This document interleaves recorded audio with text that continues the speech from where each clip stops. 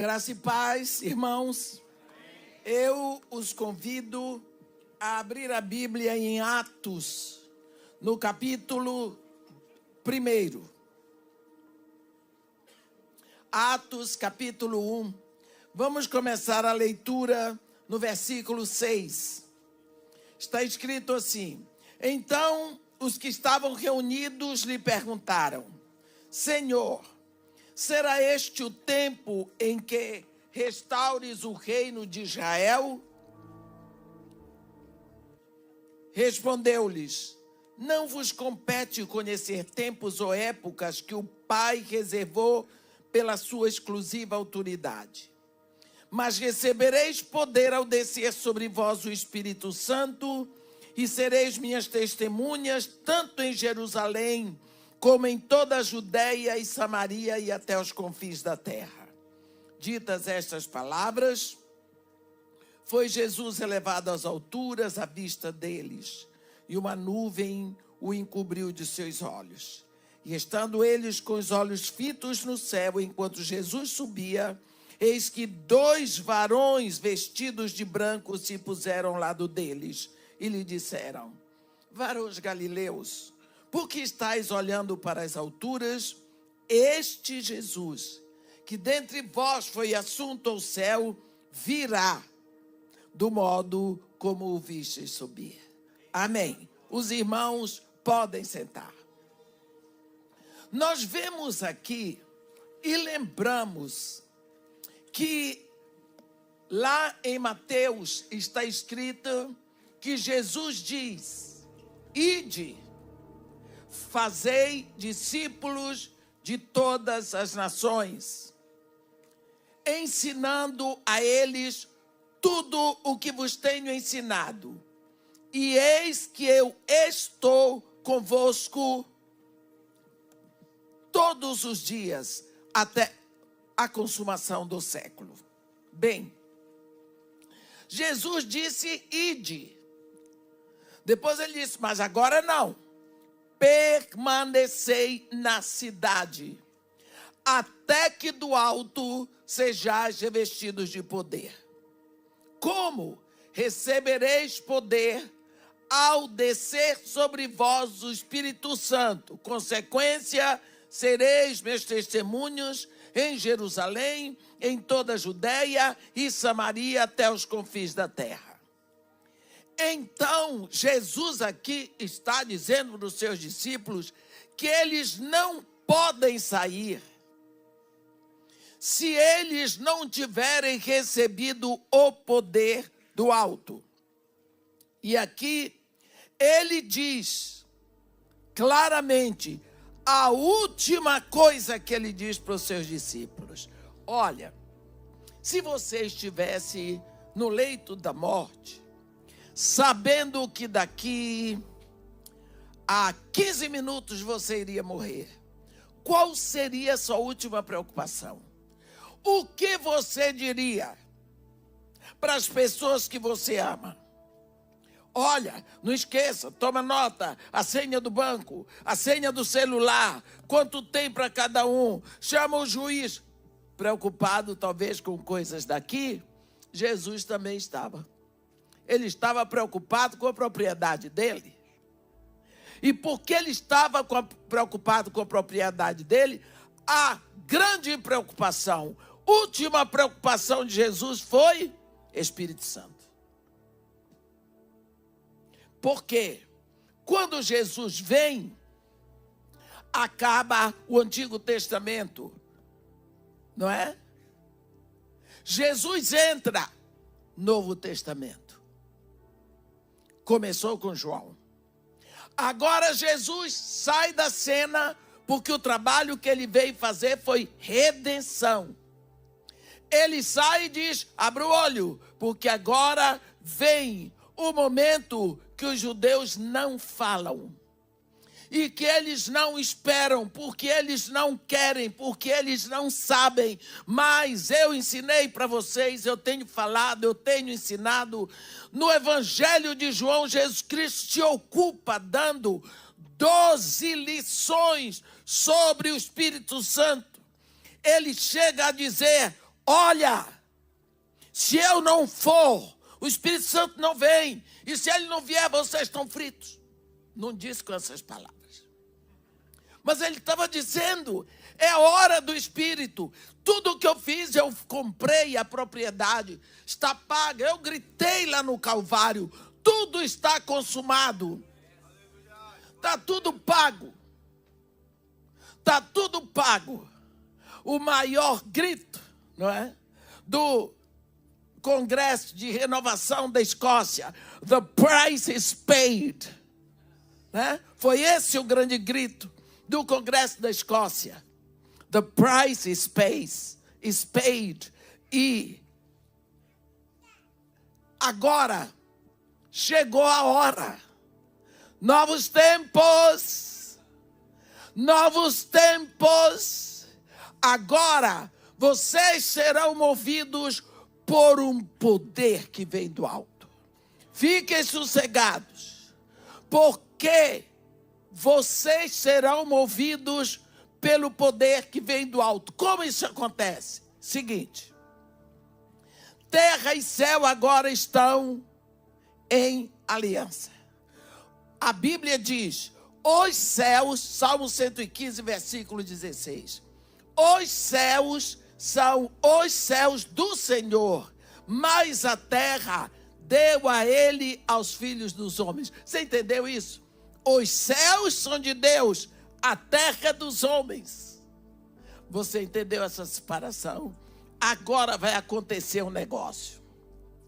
Tem um homem que sobe, está aqui. Ditas estas palavras, foi Jesus, homem, elevado às alturas à vista deles. Jesus não fez nada escondido. E uma nuvem o encobriu dos seus olhos. Eles ficaram lá, com os olhos fitos nos céus. Eu creio que foi Jesus que mandou 2 anjos, vai lá. Porque senão eles vão ficar aqui olhando para as alturas há muito tempo. Foi preciso que 2 anjos viessem e dissessem para ele, varões galileus, por que estás aí olhando para as alturas?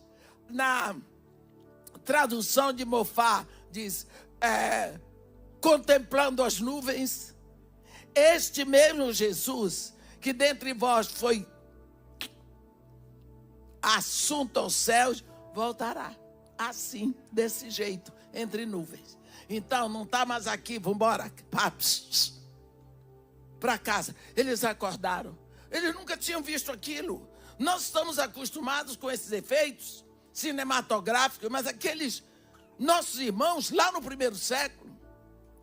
Agora, sabe como foi que Jesus subiu? Com um corpo igual ao seu, meu irmão. Transformado. O que significa? Aí dá vontade de dançar, pastor. Tem um homem no céu.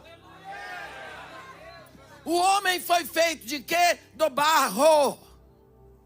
Tem um homem no céu, tomando o céu passo a passo para você e para mim. Este homem está assentado, entronizado ao lado de Deus. Então, se tem um homem no céu, tem Deus na terra. A aliança foi feita, a conexão da terra com o céu. Entendeu? Separação nunca mais. Porque agora tem um homem tomando os céus, Senhor dos céus e da terra. Aí o Espírito Santo pode vir. Por você que é homem não tomou o céu, eu tomo a terra. Está tudo em aliança.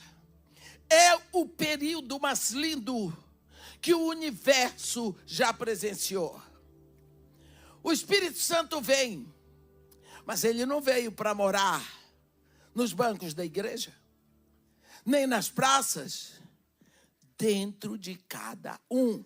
Você lembra que quando Deus vai trazer seu filho, ele tece um corpo para o seu filho no ventre de uma virgem.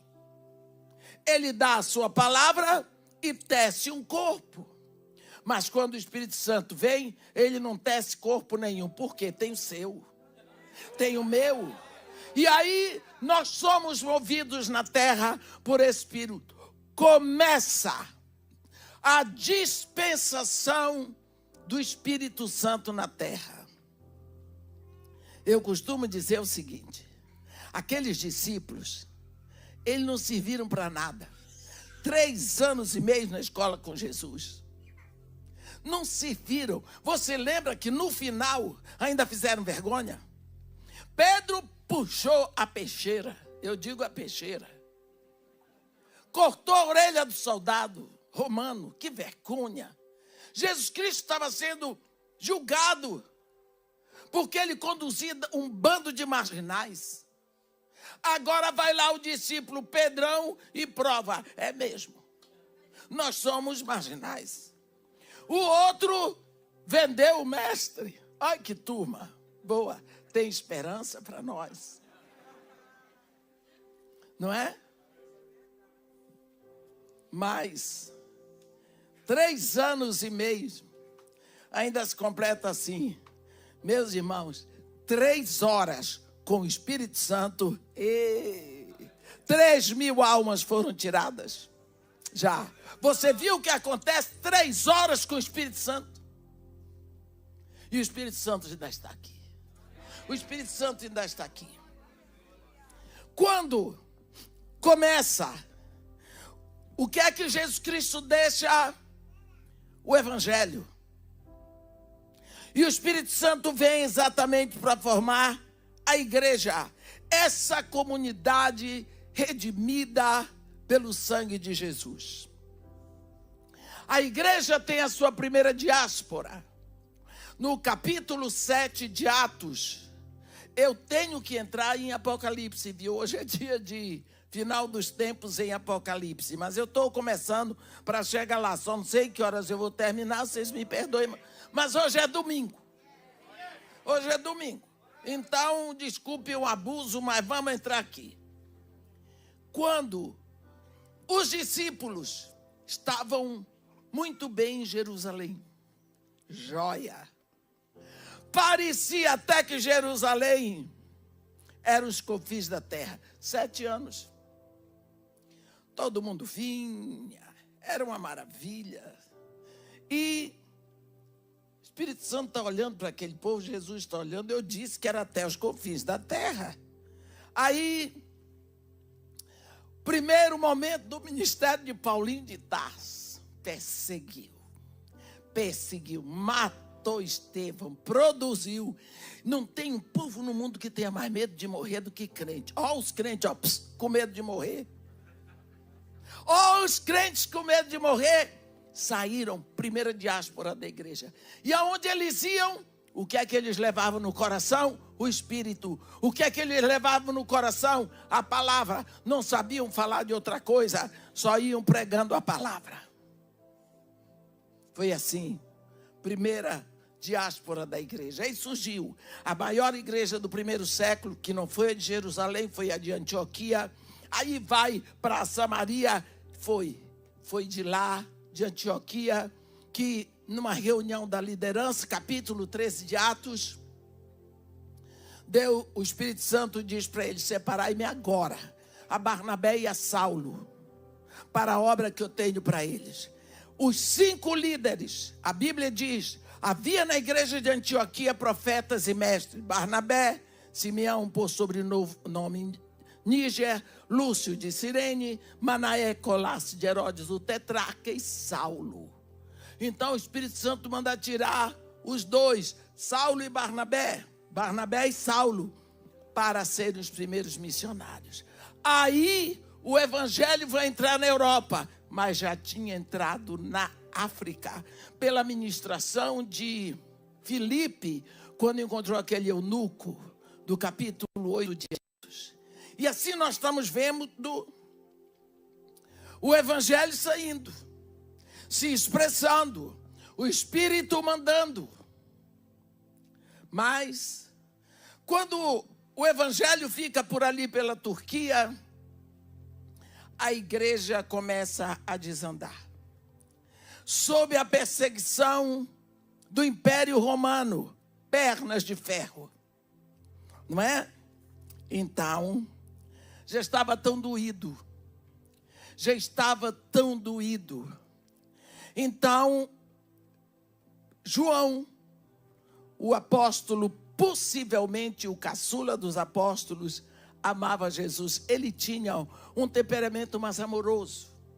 Ele era aquele que gostava de abraçar, aquele que gostava de chegar. Talvez por isso Jesus Cristo disse para ele: filho, eis a tua mãe. Mãe, eis aí o teu filho. Porque ele sabia que não ia faltar braço para Maria, não ia faltar aconchego para a mãe dele. Porque eu não sei vocês, mas a gente gosta de encostar, abraçar. Ele sabia, ele ia embora, ela ia ficar.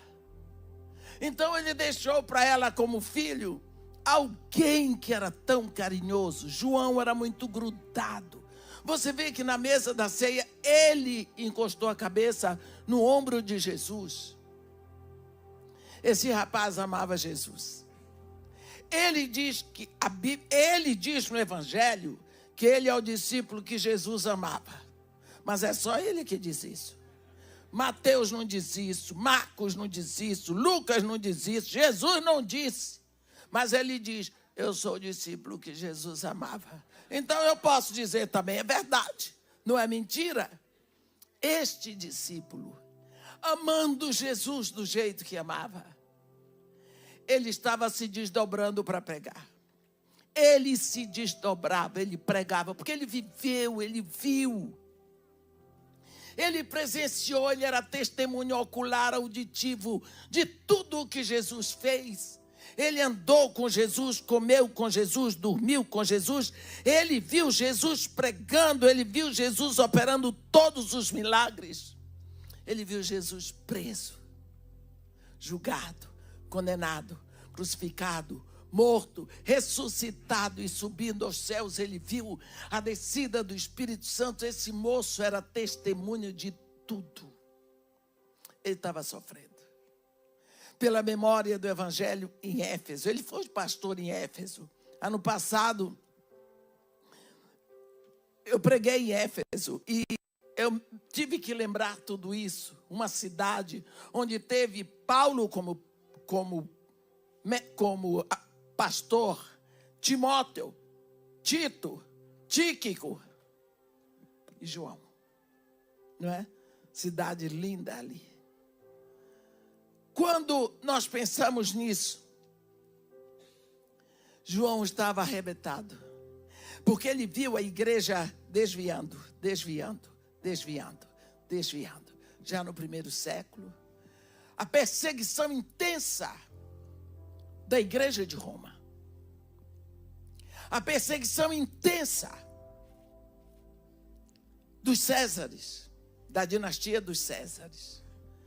Então, porque ele não parava de falar, ele é banido, ele é preso. Não tiveram coragem de matá-lo. Logo, mandaram para um lugar, para uma ilha desértica do mar Egeu, para ficar lá. Você quer falar? Você quer pregar? Vai pregar para as gaivotas, para as rochas, para o mar. Entra esse rapaz ali naquela ilha sozinho. Ano passado, novembro, não é?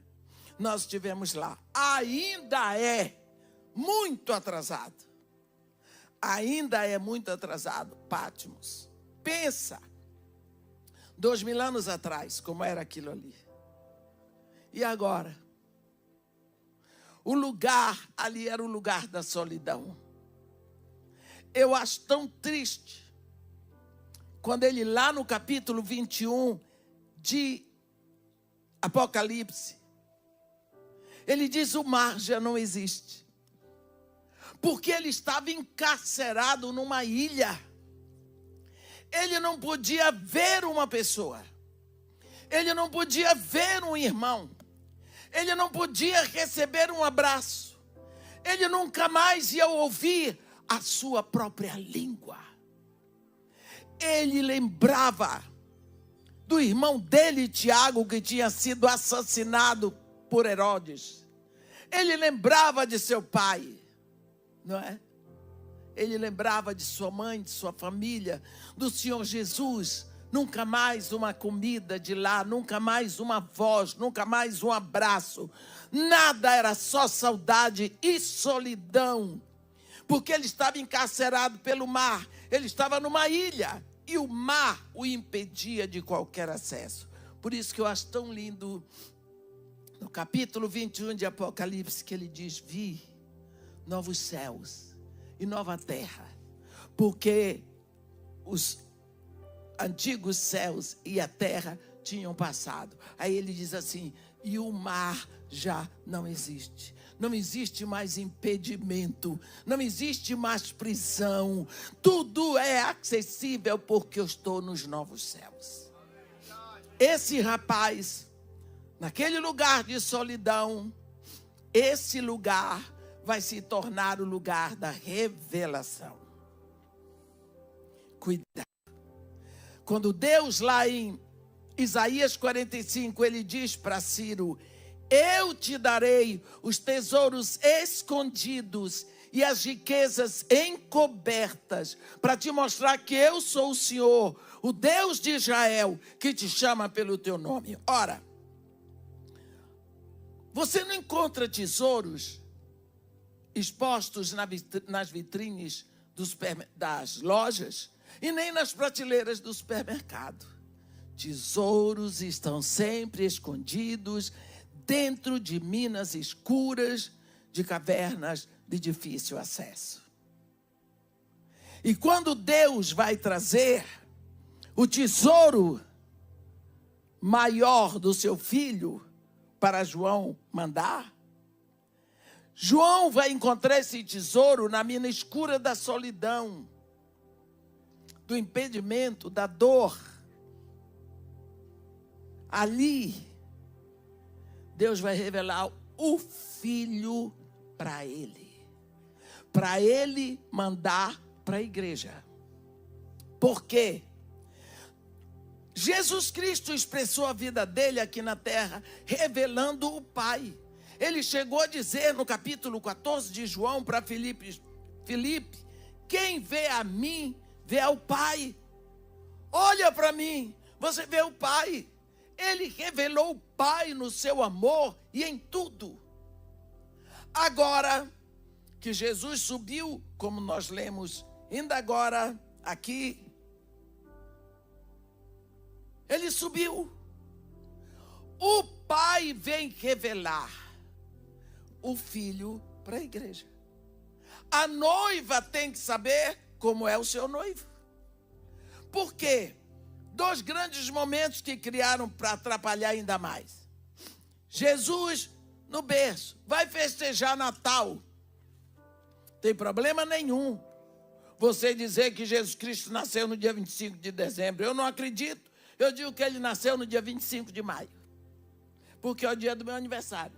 Inventaram que era 25 de dezembro. Qual é o problema de eu inventar que é 25 de maio? Uma coisa é certa, ele nasceu. Não importa o dia, ele nasceu. O certo é esse. Ele nasceu aqui. Aí, resultado, vai festejar o aniversário de Jesus, bota o bebê de Belém. Alguma vez você já festejou o aniversário do seu marido, ele de fraldinha? Mas a igreja faz isso com o noivo. Outro momento que celebra o noivo, todo lenhado lá na cruz. O meu filho casou com uma moça crente, fiel a Deus, filha de Deus. Ela é de lá da igreja do pastor Jaime Soares, meu filho também, lá no Rio, Assembleia de Deus, de bom sucesso. E o meu neto olhou no pescoço do pai dela, tinha um crucifixo. Ele disse: ei, vovô, quem é este homem pendurado de fralda aqui na cruz? Ele disse: é Jesus. Ele disse: Jesus não. Jesus ressuscitou. Esse aí não é Jesus. O velho ficou com vergonha. Arrancou o negócio do pescoço e nunca mais botou. Então criou-se essa história. É Jesus de fralda, de novo de fralda, mas pendurado na cruz. Ele saiu de lá. José de Arimateia o tirou, enterrou e depois ele para o céu. Agora então o pai vem revelar para a noiva como é o seu noivo hoje. É nesse que você tem que pensar. Portanto, Apocalipse é revelação de Jesus Cristo.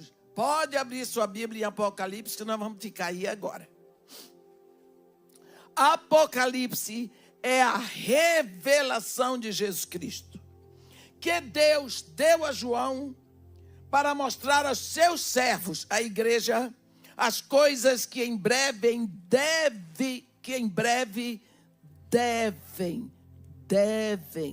devem acontecer. Deus vem revelar o Filho. Revelar é tirar o véu, é descobrir, é mostrar. Deus vem mostrar como é seu Filho. O noivo da igreja é o Cristo da glória. Não é o bebê de Belém, nem o crucificado. Ele venceu a morte. É esse que é o noivo da igreja.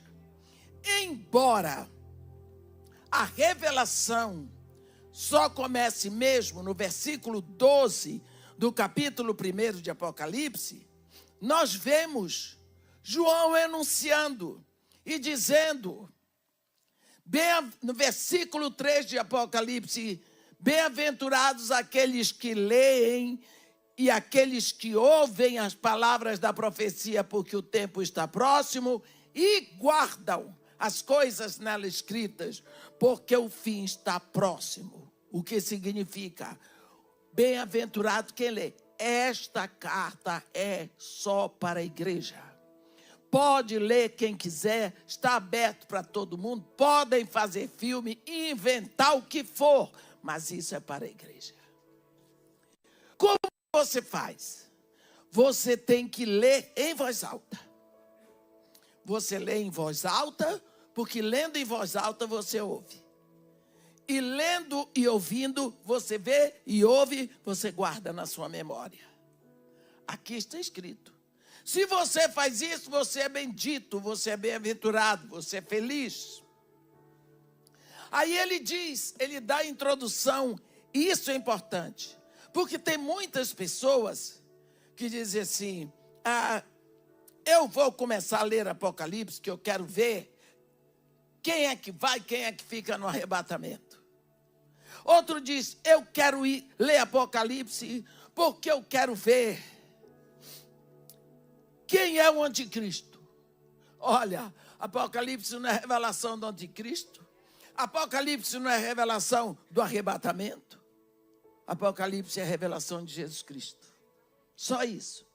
E João, quando ele dá o enunciado desta carta, ele diz, João, as 7 igrejas que se encontram na Ásia.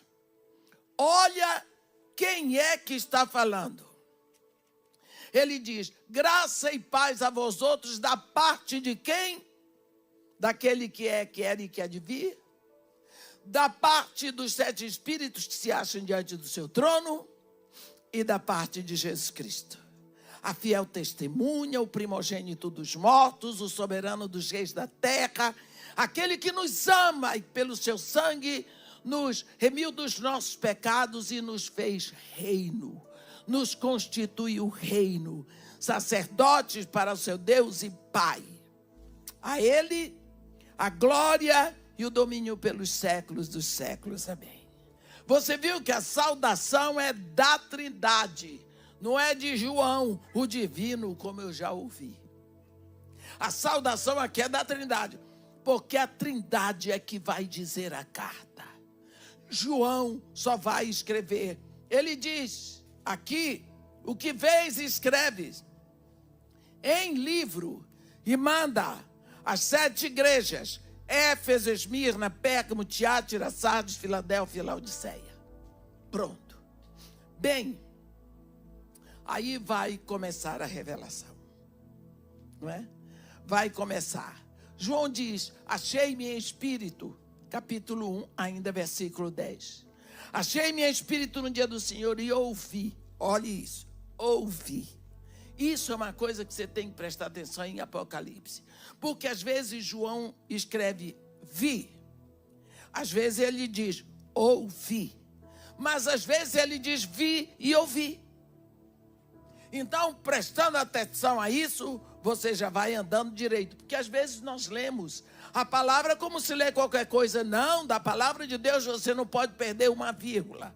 Porque tudo faz sentido.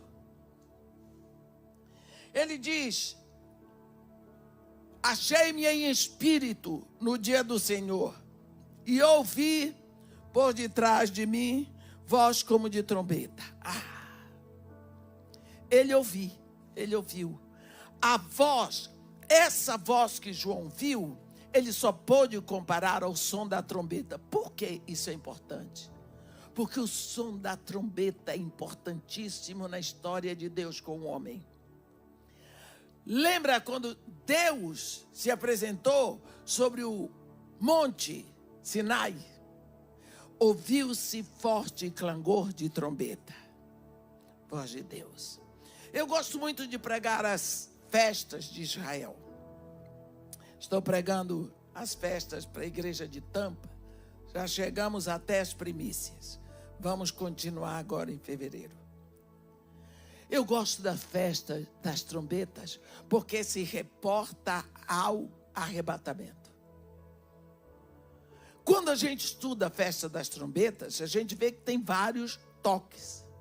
Mas tem um toque específico que vai ser tocado uma única vez, é o Tishri, que é o toque do arrebatamento. Será tocado uma única vez. A voz da trombeta é tão impressionante, no livro de Joel, no capítulo 2, Deus diz, tocai a trombeta em Sião, dai voz de rebate no meu santo monte, perturbem-se todos os moradores da terra. Como que uma trombeta toca em Sião e perturba toda a terra? Gente, isso é outra voz. A trombeta era tocada para assentamento de reis, para chamado, reuniões solenes. Trombeta. A voz que ele ouviu não tinha o som de muitas águas. Tinha o som da trombeta. E ele diz, achei-me em espírito no dia do Senhor e ouvi por detrás. Esse Deus que fala por trás, ele está querendo sua atenção.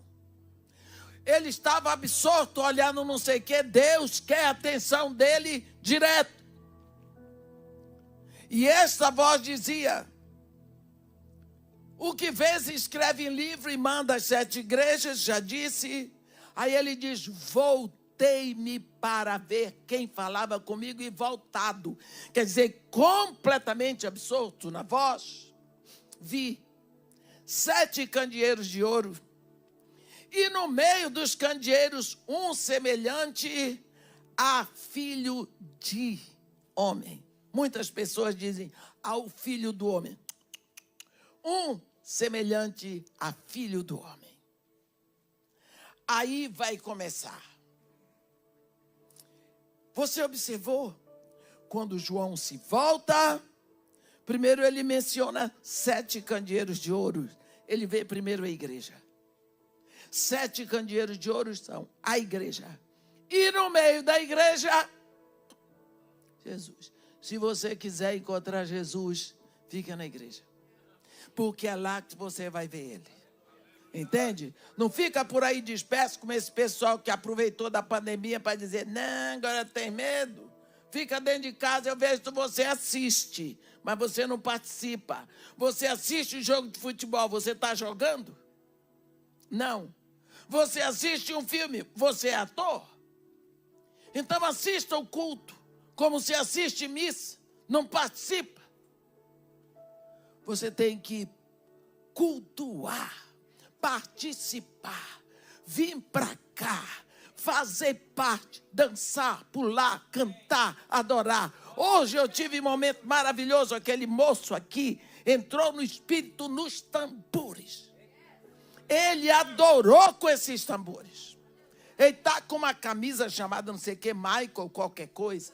Eu fiquei lá, porque é raro se ver uma pessoa adorando com os tambores. E Deus gosta de tambores. Teve um momento, uma vez no Congresso de Jerusalém, que o homem dos tambores, não foi em Belfast, o rapaz da bateria, ele entrou numa adoração. Ele queria arrebentar os tambores, voar pelo telhado. Aí ele ficou sozinho. A igreja entrou em adoração com ele. Que coisa linda. João, aqui, ouve essa voz. No meio dos candeeiros, ele vê. Aí ele vai dizer: olhe, este Cristo, seu noivo, vestes talares, versículo 13. Vestes talares, significando ele é sumo sacerdote. Não estava nu, como na cruz, não estava de fralda, como no berço. Vestes talares, está dizendo, eu sou sumo sacerdote. Cingido à altura do peito por uma cinta de ouro, eu sou monarca. Está vendo? Cabeça e cabelos, brancos como alvalã, como neve, significa eu sou eterno. Cabelos brancos falam de tempo, falam de eternidade. Os olhos como chama de fogo, aonde ele olha, ele penetra e ele purifica. Os pés semelhantes ao bronze polido, como que refinado numa fornalha, onde ele pisa, ele possui. A voz, agora, como voz de muitas águas, o que é isso? Muitas nações. Tinha todos os sotaques. Voz de muitas águas. Tinha na mão direita 7 estrelas. Que é isso? Totalidade da liderança da igreja. E da boca saiu uma espada afiada de 2 gumes. 2 gumes, ela corta. A palavra de Deus é viva e eficaz, diz o escritor de Hebreus. E é mais cortante do que uma espada de 2 gumes, e vai até o ponto de separar alma do espírito, juntas e medulas, e é apta para discernir os pensamentos e os propósitos do coração. A palavra vem para fazer diferença. O que é luz, o que é treva, o que é graça, o pecado é pecado. Não tem mistura. O que é mundo, o que é igreja. Essa é a espada do Espírito. É a palavra de Deus. O rosto brilhava como o sol na sua força. Tente fitar o sol meio-dia. Não consegue. Significa, o sol, o rosto brilhava como o sol na sua força. Significa um ser que nunca foi criado. Um ser que sempre existiu. Não é? Quando o vi, caía a seus pés como morto. João, que viveu com Jesus o tempo todo, agora ele vê o Cristo da glória, cai a seus pés como morto. Morto, cai de costas. Está vendo? Por quê? Porque ele nunca tinha olhado para esse Cristo. Talvez nós ainda não nos aproximamos disso. Precisamos buscar, porque é esse o noivo da igreja. Ele, porém, pôs sobre mim a mão direita, dizendo, não temas. Eu sou o primeiro e o último. Aquele que vive. Estive morto, mas eis que estou vivo pelos séculos dos séculos e tenho as chaves da morte e do inferno. Olha que poder. Não é o diabo que tem a chave da morte. Não é o diabo que tem a chave do inferno. É Jesus. Escreve João. Escreve, pois, as coisas que viste, e as que são e as que hão de acontecer depois desta. Conta o mistério das 7 estrelas que viste na minha mão direita e dos 7 candeeiros de ouro. As 7 estrelas são os líderes, os anjos das 7 igrejas. E os 7 candeeiros são as 7 igrejas. Pronto. Essa é a introdução do que vai acontecer daqui em diante. Primeiro século. Jesus Cristo vai mostrar para João, que estava aflito, o que está acontecendo com a igreja. Eles estavam fazendo isso. Jesus Cristo vai dizer: Ei, João, a igreja é minha, a noiva é minha, eu tomo conta, viu que eu estou me movendo no meio dela? Uma igreja, Éfeso, precisando de arrependimento. Eu quero dizer para os irmãos que eu não vou me prender nas igrejas. Éfeso precisando de arrependimento. Esmirna, os irmãos estavam morrendo martirizados. Numa semana, jogaram do Monte Pargos para baixo, batendo nas pedras, se acabando no mar Mediterrâneo, 1.200 irmãos. Na outra semana, mais 800. Lá foi martirizado Policarpo, o bispo de Esmirna. Não é? Os Césares estavam querendo dizimar com quem confessava Jesus. As pessoas que confessavam Jesus. Não adiantou. Esmirna, na perseguição religiosa. Pérgamo já estava misturada com o mundo. Sardes já estava vencida pelo pecado. Filadélfia, Tiátira, com a falsa profecia. Já tinha lá a doutrina de Balaão, a doutrina de Jezabel, que significa o esfriamento da palavra de Deus, o esfriamento do interesse. Lá começa a mariolatria.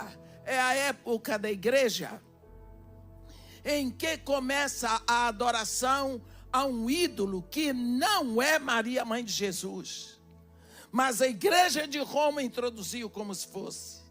É aqui, na igreja de Tiátira, começam a batizar crianças. Na fase de Tiátira, porque Constantino entra quando ele viu que ele não podia vencer a igreja. Ele se associou como chefe da igreja. Os líderes religiosos de Roma acharam ótimos, porque enriqueceram, cresceu, fundaram o Vaticano, que é o principado católico. E aí a coisa começou a degringolar. Aí a igreja houve a morte, Sardes. A igreja onde reinava o pecado. Mas tinha um remanescente em Sardes, Deus soprou, veio Filadélfia. A igreja noiva, a igreja em busca de santidade.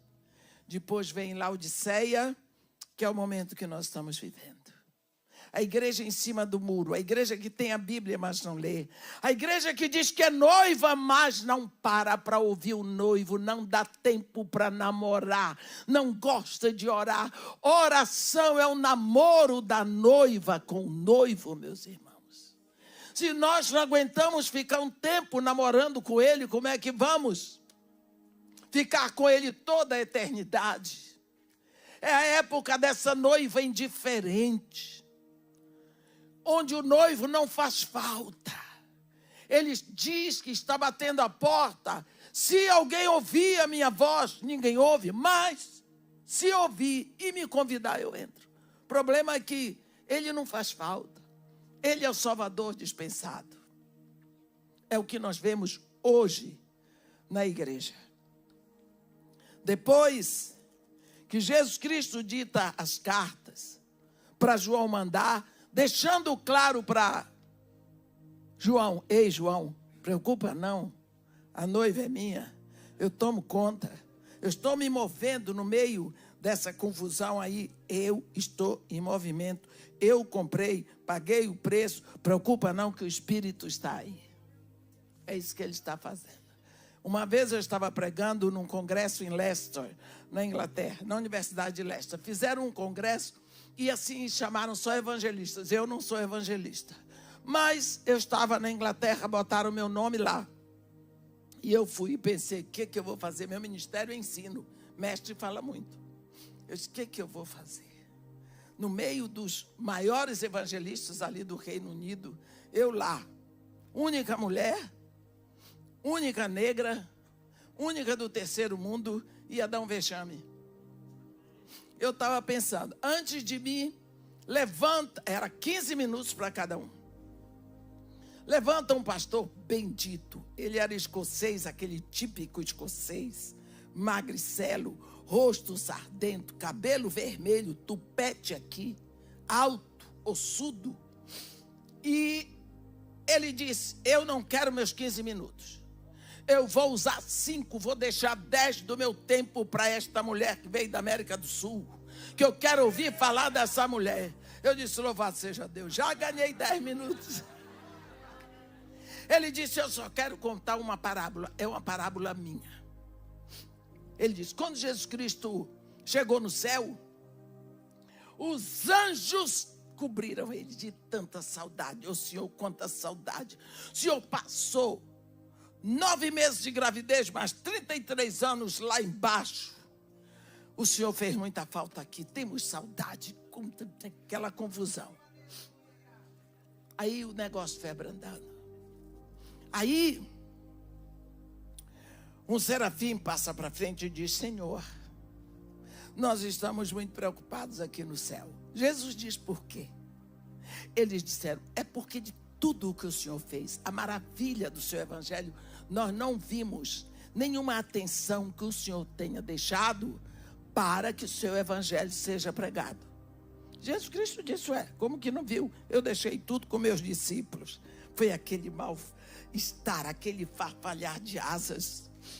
E Jesus Cristo ficou lá. E aí passa para frente um arcanjo. Um arcanjo. Daquele da asa grande. Passa para frente. Consertou a voz e disse, Senhor, olha o silêncio. É que as notícias que nós temos aqui dos seus discípulos, a gente não pode confiar. Eles chegam atrasados, eles não levam a sério as coisas. Nós queremos saber qual foi a real providência que o Senhor deixou para que o seu evangelho eterno seja pregado. Jesus Cristo disse, olha, eles vão pregar. Ou então, o meu plano B é o seguinte, eles vão pregar. Não tem outro. Aí ficou aquele assim, Jesus Cristo, mas preocupa não que eu já estou mandando o Espírito Santo. Ah, agora sim. Com o Espírito Santo tudo vai andar. Não é? Então, como aqui termina a fase da igreja, então João diz, no capítulo 4, agora vai começar a visão dos últimos tempos. João diz, capítulo 4 de Apocalipse, depois dessas coisas, quer dizer, das cartas, da época da igreja, olhei e vi não somente uma porta aberta no céu, como também a primeira voz que ouvi, como de trombeta, a falar comigo, dizendo, sobe para aqui, João. Eu te mostrarei o que deve acontecer depois destas coisas. Fique, observe. Não chegamos na igreja de Laodiceia, a última etapa da igreja, essa igreja que nós estamos vendo no mundo aí, balofa, gosta das coisas boas, estou rico, abastado, não preciso de nada, né? A igreja em cima do muro, não é quente nem frio. Depois, quando chega essa fase, então a visão vai subir para o céu. Ele viu essa porta dizendo: agora eu vou te mostrar as coisas que vão acontecer depois destas coisas. Quer dizer, a partir do momento que chegou Laodiceia. E é esse o momento que nós estamos vivendo, meus irmãos. Imediatamente, achei meu espírito e vi um trono armado no céu e alguém sentado. Então, aqui no capítulo 4, João é levado diante da sala do trono. Ele vai descrever para nós a sala do trono de Deus. Eu quero dizer para os irmãos que eu não estou dando um congresso sobre Apocalipse, porque senão nós íamos precisar pelo menos de 4, 5 dias. Eu só comecei para não ficar voando assim. Eu tenho dificuldade de passar por cima das coisas. Capítulo 4, João fala da visão do trono. No capítulo 5, a visão de João vai se prender a um objeto que está na mão de Deus. Você pensa Deus no seu trono e um livrinho na mão dele. Algumas Bíblias dizem um rolo. Esse rolo, capítulo 5, vi na mão direita daquele que estava sentado no trono um livro escrito por dentro e por fora e todo selado com 7 selos. Olhe que livro é esse. João diz que vem quando a visão dele se prende ali no livro, na mão direita do Deus Todo-Poderoso. Ele diz: vi. Ele viu o livrinho, versículo 1. Versículo 2, ele diz: vi também um anjo forte, que proclamava em grande voz: quem é digno de tomar o livro e abrir-lhe os selos? A Bíblia diz que ele proclamava em grande voz. E João diz: ora, nem nos céus, nem na terra, nem debaixo da terra, ninguém podia abrir o livro. Nem mesmo olhar para ele, e eu chorava muito. Por que João chorava? Ora, João diz: nem nos céus, nem na terra, nem debaixo da terra. João estava procurando. Ele tirou os olhos dele lá do centro. Ele parou de olhar para o livrinho e foi buscar quem é que aparecia. Crente. Tirou a visão do trono. Consequência, sofreu. Todas as vezes você tira a sua visão do trono, você esquece que Deus está ao seu lado como um poderoso guerreiro. Você esquece que Ele disse: eu estou convosco todos os dias. Lógico que você vai chorar porque você fica perdido.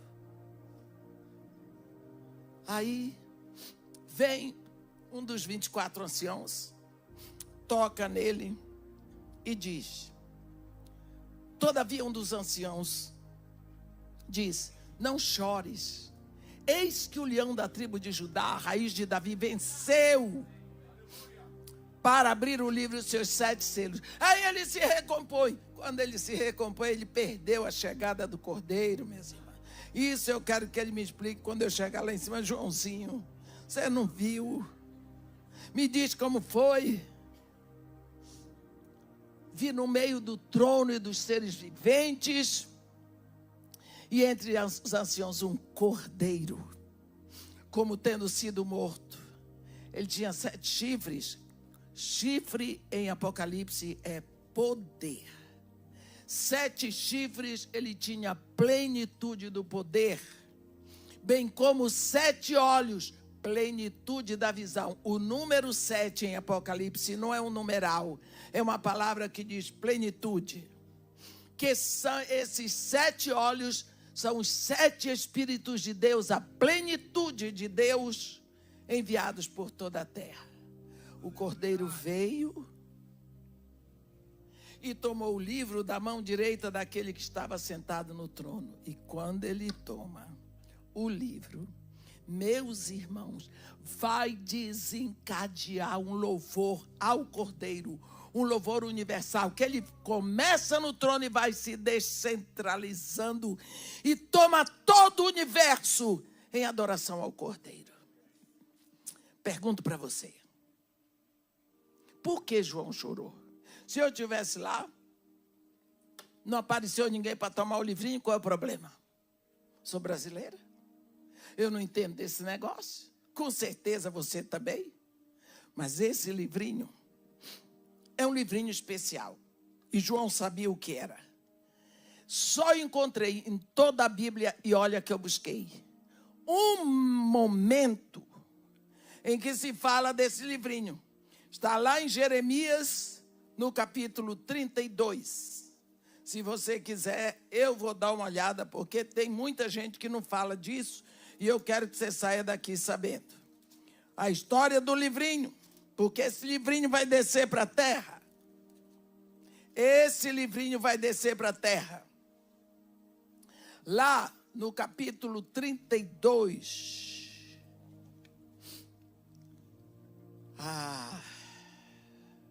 Eu quero ver.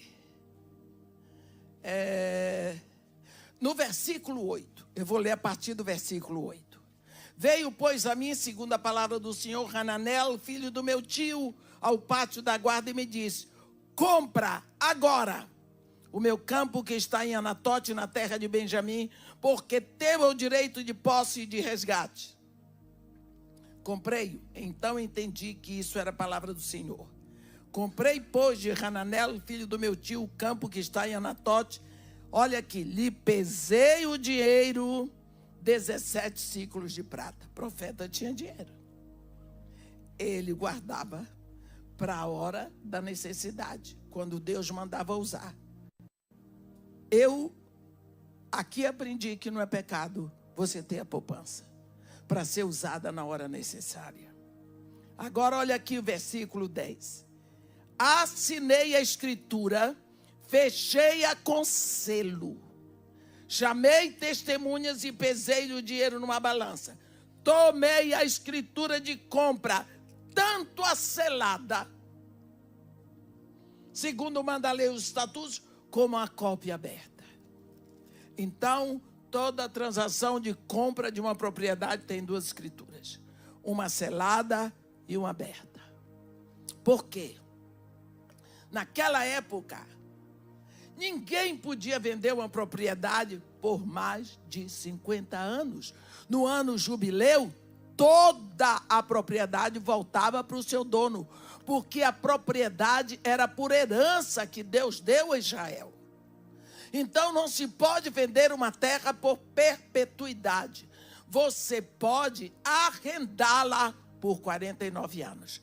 No 50º ano, ela volta para você. Você vê isso lá em Levítico 15, depois, sobre a lei, o ano jubileu e o ano sabático.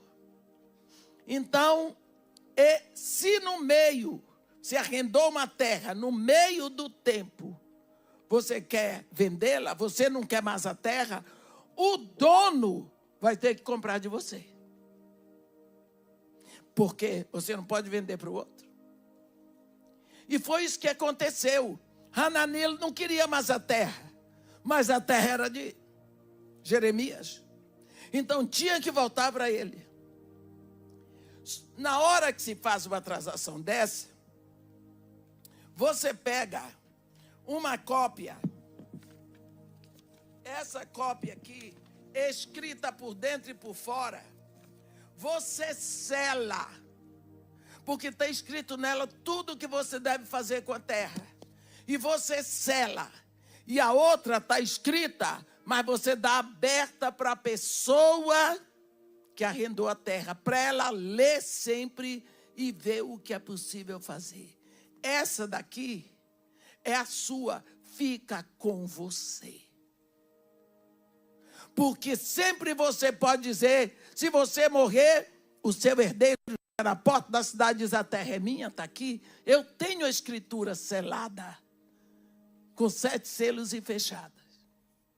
Você entendeu? Se alguém não entendeu isso, me diga, porque eu vou explicar tudo de novo, porque é importante.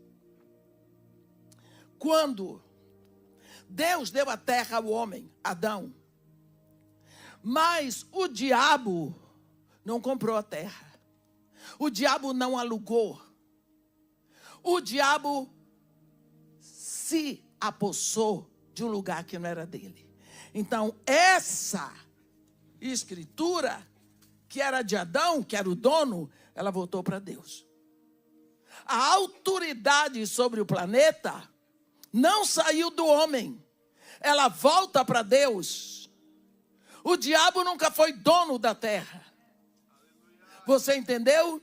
Agora, Deus vai criar um homem na terra que vai receber isso aqui. Porque é o herdeiro da terra. É esse o livrinho que está na mão de Deus, lá no capítulo 5 de Apocalipse. E ele vai. E agora, você vê o que é que os seres dizem: tu és digno de tomar o livro e abrir-lhe os selos, porque foste morto, e com teu sangue tu compraste a todos os que procedem de toda tribo, raça, povo e nação, e com ele formaste reino e sacerdotes, e eles reinarão sobre a terra. Os anjos, aquilo vai se descentralizando. O cordeiro que foi morto. Bem, o cordeiro recebeu o livro, agora ele vai desatar o selo, a autoridade é dele. Aí então, no capítulo 6 de Apocalipse, começa a abertura dos selos. Não tem 4 seres viventes na presença de Deus. Esses 4 seres viventes representam seres da terra. Quando o cordeiro abre o primeiro selo, é porque um ser vivente diz: vem. Os 4 primeiros selos, eles são abertos porque os 4 seres viventes cooperam chamando. Você não vai ouvir jamais um ser vivente dizer: volta. Ele diz: vem. Vai começar na terra. Agora, depois, quando o mundo já está com a igreja na síndrome de Laodiceia, um período em que a terra vai ser acumulada de coisa nova. Acumulada. Por quê? Cada chamada, cada selo vai ter uma chamada de alguma coisa. O primeiro selo, quando o cordeiro abre, o ser vivente diz: vem. Pode acompanhar no capítulo 6. João vi um cavalo branco, e o seu cavaleiro com um arco, e foi-lhe dado uma coroa, e ele saiu vencendo e para vencer. Você viu? Jesus Cristo não deixou o seu evangelho na terra? Deixou. As igrejas estão ali. Então, só agora pode ter um falso evangelho, porque tem um evangelho verdadeiro. Antes não podia ter um falso evangelho na terra, porque não tinha evangelho. Mas agora que tem o evangelho verdadeiro, vem o falso. Este cavaleiro aqui, do cavalo branco, o cavalo representa a qualidade da mensagem, e o cavaleiro é o autor, é o que dirige.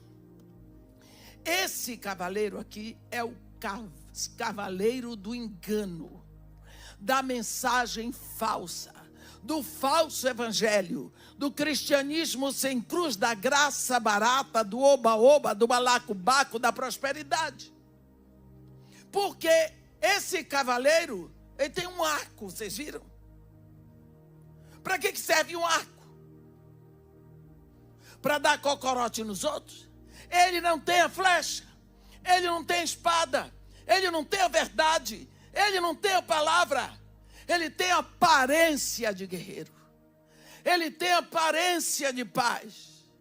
É o cavaleiro da aparência, é o falso evangelho. Mas a Bíblia diz que ele vem vencendo e para vencer. Vai ficar. Este falso evangelho vai ficar na terra. Mas vai haver um acúmulo. À medida que o Cordeiro vai abrindo os selos, coisas vão se acumulando na terra.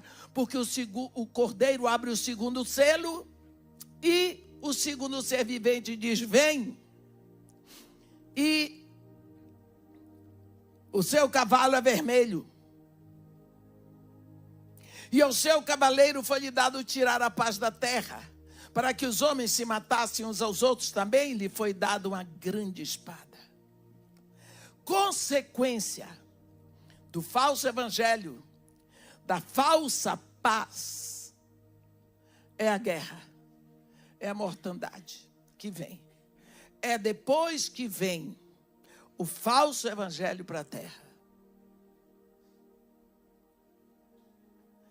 que se instala no Ocidente uma cidade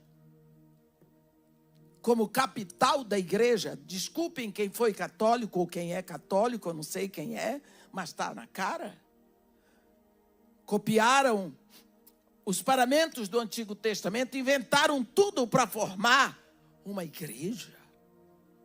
Vem toda essa mentirada e a palavra de Deus não é pregada. Copiaram alguma coisa, porque senão não dá. Aí você vai ver chegarem as duas grandes guerras, as maiores guerras da humanidade. Elas já estão aqui, depois da época da igreja. Assim que vem o falso evangelho, chega na terra essa sede por sangue. Esse espírito foi introduzido na terra lá na época de Caim. Vem o espírito do derramamento de sangue. Agora ele é liberado para que os homens se matem uns aos outros. Já chegou. As duas primeiras grandes guerras. Terceiro, o Cordeiro abriu o selo, ouviu o terceiro ser vivente dizendo: vem.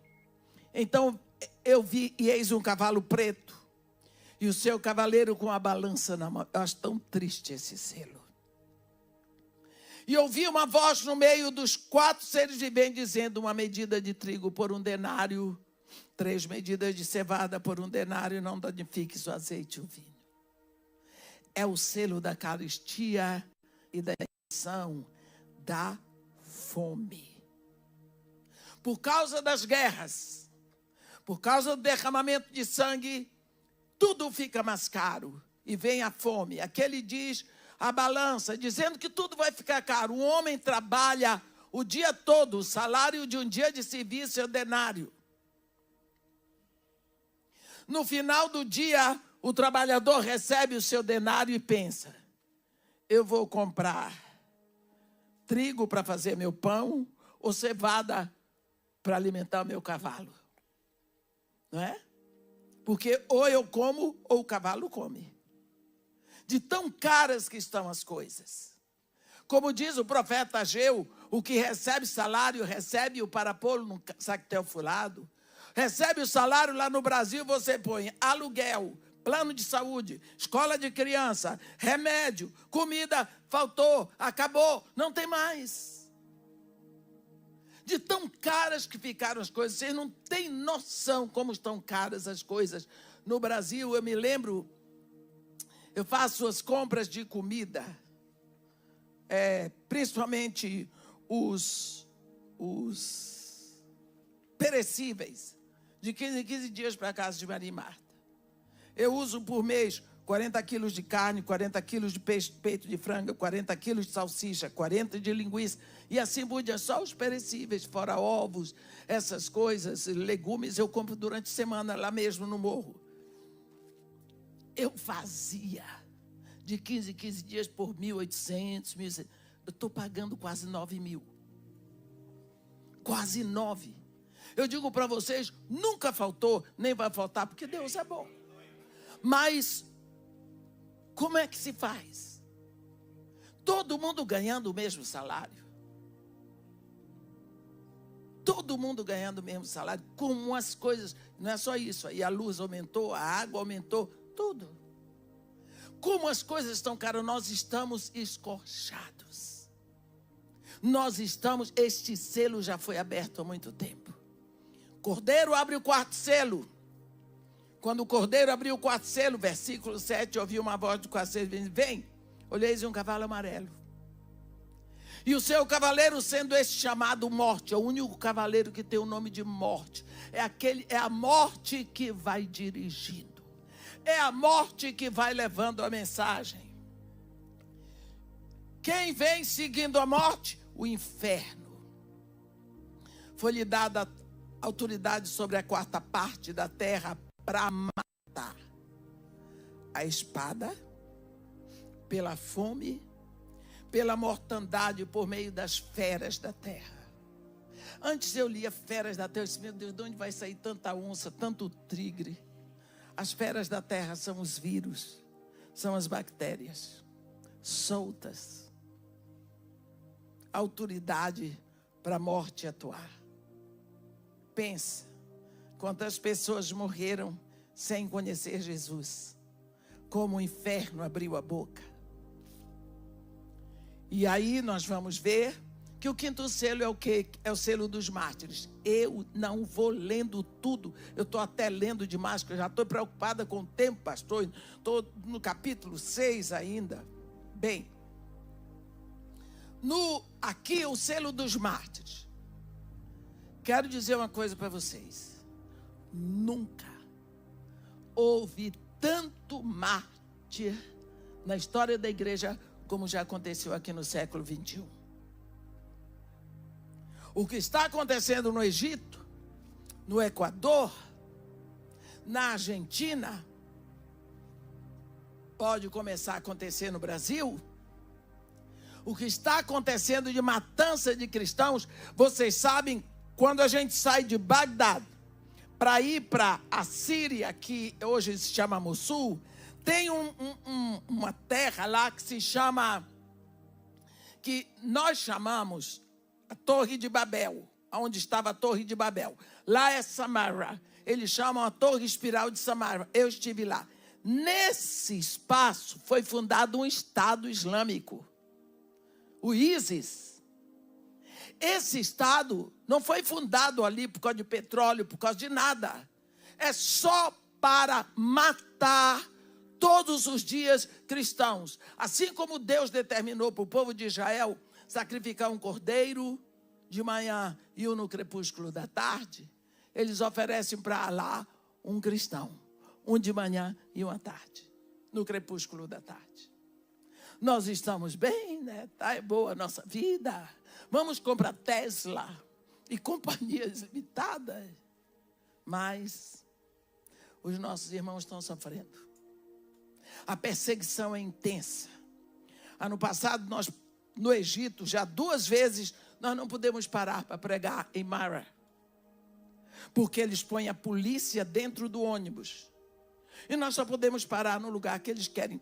Todos armados com fuzis dentro do nosso ônibus. Muito difícil. Eu fui pregar numa igreja copta, que os cristãos egípcios são os coptas. A perseguição contra eles é acirrada. Os nossos irmãos estão morrendo por aí, mas se você pudesse todos os dias usar, meu Deus do céu, 5 segundos para clamar a Deus que fortaleceu os nossos irmãos. No Iraque estão matando muito, que é onde tem o ISIS. Mas não é só no Iraque, não. Está muito difícil. Aqui, no 5º selo, diz assim, quando ele abriu o 5º selo, vi debaixo do altar as almas daqueles que tinham sido mortos por causa da palavra de Deus e por causa do testemunho que sustentavam. Clamavam em grande voz, dizendo, até quando, ó soberano Senhor, santo e verdadeiro, não julgas, nem vingas o nosso sangue daqueles que habitam sobre a terra? Olhe, então, a cada um deles foi dada uma veste branca, e lhes disseram que repousasse ainda por pouco tempo, até que, olhe bem, até que também se completasse o número dos seus conservos e seus irmãos, que deveriam ser mortos, como igualmente eles foram. Quer dizer, Deus tem o número de mártires para se completar. O primeiro foi Abel. E agora o sangue do martírio. Abel é no Iraque, porque ali está o paraíso terrestre. Agora o sangue do martírio está voltando para o Iraque, com ISIS. A coisa está se fechando. Quando o cordeiro abre o sexto selo, é terremoto. Sétimo selo, vai ter a visão dos glorificados. Eu não vou me prender a isso. Vamos no oitavo, capítulo 8. Quando o cordeiro vai abrir o sétimo selo, vai haver um preparo no céu. Eu não vou ler, porque senão a gente não sai daqui hoje. O que vai acontecer é que quando o cordeiro abre, a Bíblia diz, quando o cordeiro abriu o sétimo selo, fez silêncio no céu por cerca de meia hora.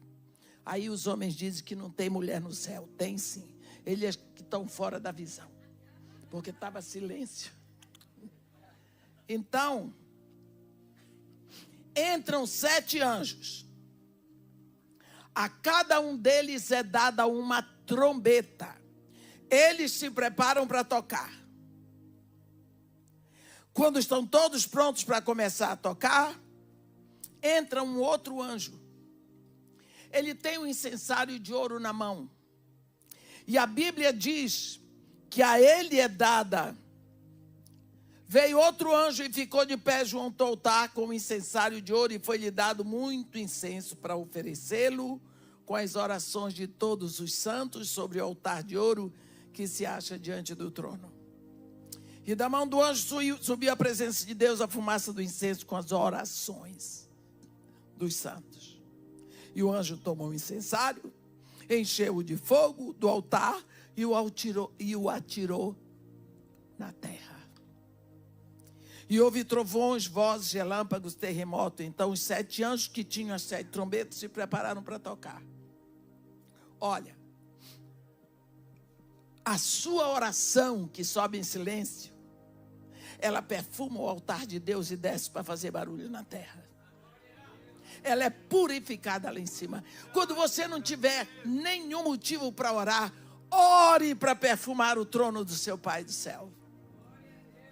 Agora, depois desse preparo, porque as trombetas vão começar a tocar. Se você observar essas trombetas, as 4 primeiras, elas só afetam 1/3. Só afetam 1/3. A primeira afeta 1/3 da terra, a segunda 1/3 do mar, a terceira 1/3 dos rios, a quarta 1/3 dos corpos celestes. 1/3. Bem, 1/3. Se eu ponho aqui 3, eu afeto só esse, ficam 2, não é? O que significa? Que esses 2 ficam de orelha em pé, porque 1/3 foi afetado. Lembra do vírus? Covid. Aqui vocês chamam Covid, mas lá no Brasil é Covid mesmo. Virulência terrível. Que foi que aconteceu? Aquilo foi uma trombeta. Aquilo foi uma trombeta. Lógico que foi. O vírus da Covid veio para afetar 1/3 da terra. 1/3. Mas todo mundo ficou de máscara, lavando a mão toda hora, passando álcool na mão, até quase peguei o hábito. Todo mundo com medo. Era um tal de tudo que chegou do supermercado, vamos lavar, não sei o quê, tira sapato. Eu disse, olha, vou parar com essa paranoia. Que isso? E os bárbaros enfiando a mão e bota a vacina que não foi testada para roubar. É a hora deles. Eu cansei de dizer desde o início, eu disse, gente, na hora da maior explosão tecnológica, da maior progresso científico, aparece um vírus que ninguém sabe de onde veio, afeta todo mundo e nem todo mundo ficou. E agora, ninguém sabia nada. Isso é trombeta. É Deus rindo da cara de todo mundo, dizendo, está vendo? Vocês não olharam para cima, vocês olharam para a ciência, vocês olharam para tudo. A Bíblia, Deus diz, ri-se aquele que se assenta no trono, o Senhor zomba deles. 1/3.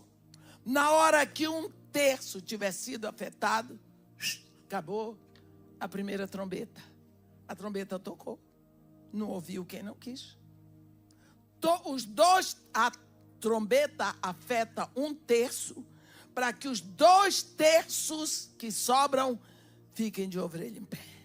Será que vai afetar a mim? Será que sou eu o próximo? Não foi assim que nós ficamos? Trombeta. Já tocou. A segunda, 1/3 do mar. Quantas vezes você tem visto aí nos documentários quantidade de peixes, das vidas marinhas que têm desaparecido? Outro dia, um iceberg do tamanho da Groenlândia se despencou, caiu no mar. Quanto gelaram essas águas? Quantos seres foram mortos? Mas nós estamos vivendo como autistas. Não sabemos, estão iguais a mim. Eu não quero saber o que se passa no Brasil desde o dia 23, quando cheguei aqui, de dezembro. Mas no dia 7 eu chego lá. Porque eu sei que a notícia não é boa. Mas eu sei que o Deus que eu sirvo continua sendo Deus. Então, quanto do mar já foi afetado? A terra, eu me lembro de uma cena que eu assisti. Eu não assisto televisão, mas às vezes liga para ver uma coisa, ver. Estavam falando tanto do incêndio no Pantanal. Eu liguei, eu vi. Gente, eu vi uma cena que eu nunca vou esquecer. Eu vi um gambá correndo, a cauda pegando fogo no Pantanal. Eu tive vontade de varar a televisão para apagar o fogo da cauda daquele animal e saber que aquilo estava acontecendo por causa do pecado. Porque Deus disse, Adão, por tua causa é amaldiçoada toda a terra. Todos vão sofrer. Como Paulo diz em Romanos 8, a natureza a uma só geme de angústia. Toda a natureza sofrendo. Nós que temos as primícias do Espírito sofrendo, mas quem mais sofre é Deus. Até que haja se complete a nossa redenção. Vem depois, terceira trombeta toca, os rios. Eu vi, ninguém me contou, uma extensão no Rio Tapajós de peixes. Eu não acreditava no que eu estava vendo. Era assim, eu não podia chegar com os olhos. Peixes mortos. Botaram, mercúrio na água para tirar ouro. A ganância. Eu canso de dizer, a cobiça é o 10º pecado. Por quê? Porque a cobiça é a aglomeração de todos os pecados. Botaram iodo. Não apenas começaram a morrer os ribeirinhos, as populações ribeirinhas, mas os peixes. Que crueldade! Que crueldade! Milhões de peixes pulavam fora d'água, porque dentro d'água não podiam mais respirar. Morreram. E os ribeirinhos que comiam e bebiam daquela água também começaram a desenvolver doença, ganância. A quarta trombeta toca e afeta o sol, afeta os seres celestes. Como nós já estamos afetados, não é? O sol aquecendo cada vez mais, por isso as geleiras vão se desfazendo, o mundo está em polvorosas. Quando a quinta trombeta toca, vai acontecer um assunto espiritual. Olha o que está escrito no capítulo 9 de Apocalipse. O quinto anjo tocou a trombeta, João viu, uma estrela caída do céu na terra. Olhe bem, essa estrela não é um astro, você vai ver por quê. E foi-lhe dada a chave do poço do abismo. Então essa estrela tem mão. Ela vai receber uma chave para fazer um trabalho. Olha o que essa estrela vai fazer. Estrela é uma pessoa que sobressai, não é? É alguém que sobressai. Olha o que ela vai fazer, versículo 2. Ela abriu o poço do abismo e subiu fumaça do poço como fumaça de grande fornalha. E com a fumaça saída do poço escureceu-se o sol e o ar.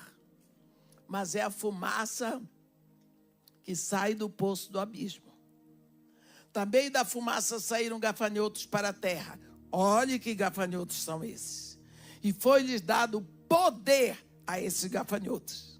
Então não são gafanhotos que comem folha, como que tem os escorpiões da terra.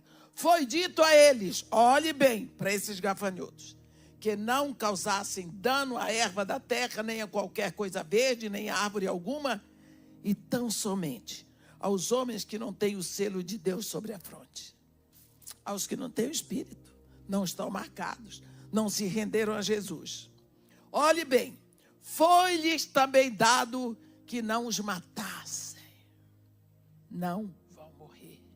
E sim que os atormentassem por 5 meses. Ei. Serão atormentados por 5 meses. E o seu tormento é como o tormento de escorpião quando fere alguém. Naqueles dias os homens buscarão a morte e não a acharão. Também terão ardente desejo de morrer, mas a morte fugirá deles.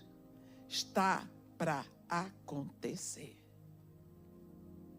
O aspecto dos gafanhotos era semelhante a cavalos preparados para a peleja.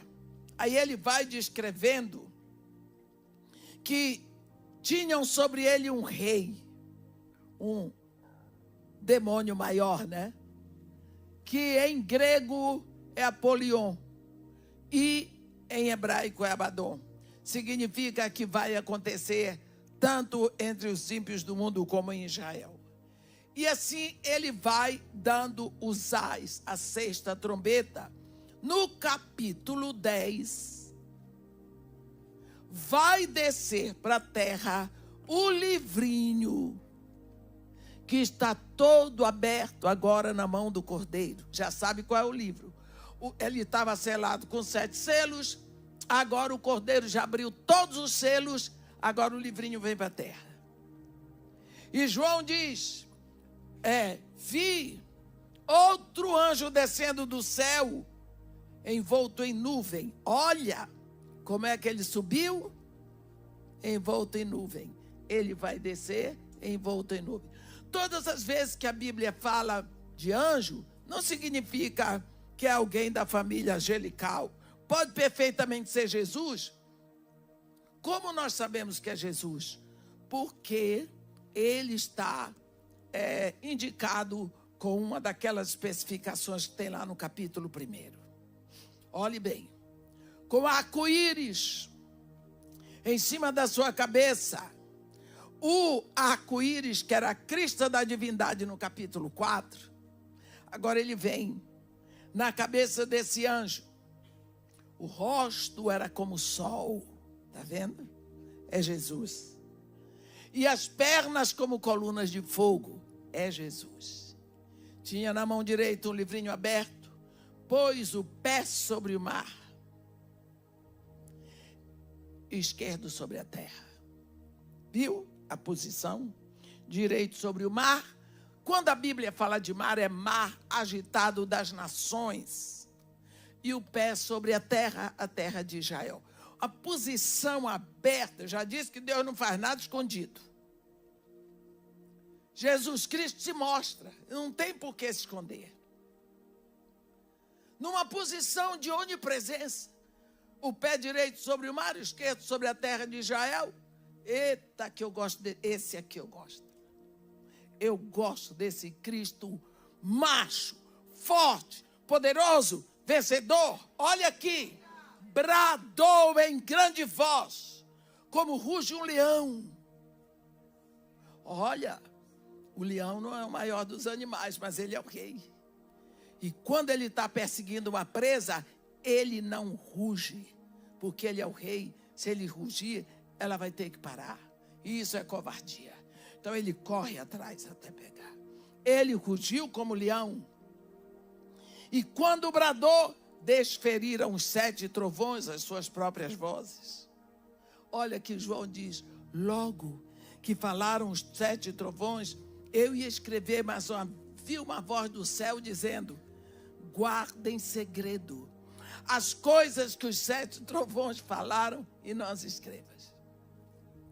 Então, o anjo que vi em pé sobre o mar e sobre a terra levantou a mão direita para o céu e jurou por aquele que vive pelos séculos dos séculos, o mesmo que criou a terra, o céu e o mar, e tudo quanto neles existe, já não haverá demora.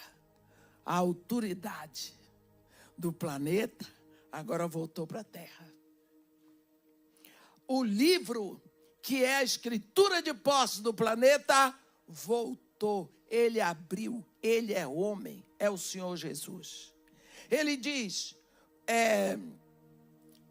jurou, mas nos dias da voz do 7º anjo, quando estiver para tocar a trombeta, cumprir-se então o mistério de Deus, segundo ele anunciou os servos dos profetas. A voz que ouvi, vinda do céu, estava de novo falando comigo. Olha o que ele vai dizer para João. João aqui representa toda a igreja.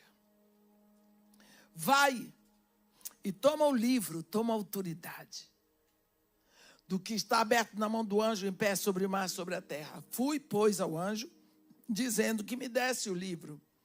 Ele me falou, toma-o e devora-o. Certamente será amargo no teu estômago, mas na tua boca será doce como mel. Tomei o livrinho da mão do anjo e o devorei. E na minha boca era doce como mel, quando, porém, o comi, o meu estômago ficou amargo. Então me disseram, é necessário que ainda profetizes a respeito de muitas nações, povos, nações, línguas e reis. Pronto. O livrinho está na terra. A autoridade do planeta é dada para a igreja. A autoridade deste planeta, meus irmãos, não está na mão do diabo, nem está na mão do Lula, nem do Bolsonaro, nem do Putin, nem de ninguém. É da igreja. A autoridade é nossa, é nós que mandamos e comandamos e ditamos as ordens. Só que nós não usamos. Não usamos. Ou então, quando usamos, é para a nossa vaidade. Para a nossa vaidade. Não usamos a palavra de Deus, não procuramos vidas santas, não nos rendemos. Ou somos ou não somos, em cima do muro nós não devemos ficar. Vão acontecer tantas coisas, nós sabemos que nesse último tempo é ressuscitada a palavra de Deus. Ressuscitada a palavra de Deus e a lei. E as testemunhas vêm para a terra. Agora, quando chega no capítulo 12, vamos ver uma visão sobre o arrebatamento. Meus irmãos, o arrebatamento é só para quem está em Cristo. 1 Tessalonicenses escreve: os que morreram em Cristo ressuscitarão primeiro. Depois nós, os vivos que estivermos aqui em Cristo, nos reuniremos com eles e seremos arrebatados. O arrebatamento não é para Davi, não é para ninguém do passado. É só para quem está em Cristo. Quando é que você está em Cristo? Quando você se rende, você proclama Jesus como seu único Senhor, suficiente Salvador. Deus lhe dá o Espírito Santo. Ele lhe coloca dentro de Cristo. Aí você começa a crescer em Cristo e produzir tudo em Cristo. Você começa a louvar em Cristo, a adorar em Cristo, a amar em Cristo, a falar em Cristo.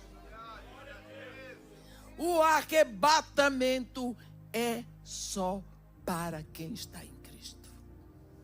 Nós precisamos saber disso. Então, essa igreja que vai ser arrebatada é o remanescente. O mundo vai querer impedir, tem lutado contra os filhos de Deus, contra a igreja, desde que Jesus Cristo deixou a sua igreja na terra. O dragão é o mundo que ele vem, com toda a sua astúcia, com tudo dele para impedir que a igreja produza o seu remanescente santo. Mas o que está em nós é a divina semente, é o poder de Deus que já veio. Então, aqui tem um momento em que, capítulo 12, 2 sinais. O primeiro sinal é uma mulher, que é a igreja. O pessoal diz que é Maria, não é Joana, nem ninguém. Essa mulher aqui é a igreja que está grávida, pronta para dar à luz, gritando Maranata, como nós gritamos hoje de manhã. Maranata, Maranata, Maranata. É essa igreja, é essa mulher que está querendo dar à luz para que seu filho suba. Mas tem outro, são 2 sinais. Você pode ver capítulo 12. Viu-se grande sinal no céu, a saber, uma mulher vestida de sol. Por quê? Porque ela tem a luz. Jesus Cristo diz: vós sois a luz do mundo. A lua debaixo dos seus pés. Por quê? Por quê? Que a lua é um astro sem luz. A lua, ela brilha à noite com a luz que recebeu do sol. Então a igreja é superior à lua. Com a lua debaixo dos seus pés, ele diz, uma coroa de 12 estrelas na cabeça, 12 apóstolos. Porque a mensagem apostólica, a igreja carrega essa mensagem trazida pelos 12 apóstolos de Jesus.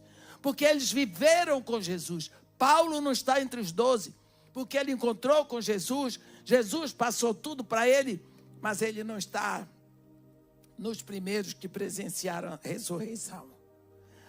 A mensagem da igreja é totalmente apostólica. Tudo o que sabemos que os apóstolos disseram. Sofrendo tormentos para dar à luz. Quanto nós temos, a igreja tem sofrido para produzir esse remanescente santo. Outro sinal no céu. Primeiro a mulher e outro é um dragão. Grande, vermelho, com 7 cabeças. 10 chifres. E nas cabeças 7 diademas. Aqui representa o mundo. A cauda arrebentava 1/3 das estrelas do céu. Ele vai dizendo, mas o remanescente sobe. E quando o remanescente sobe, acontece o arrebatamento. Miguel desce para pelejar com o dragão.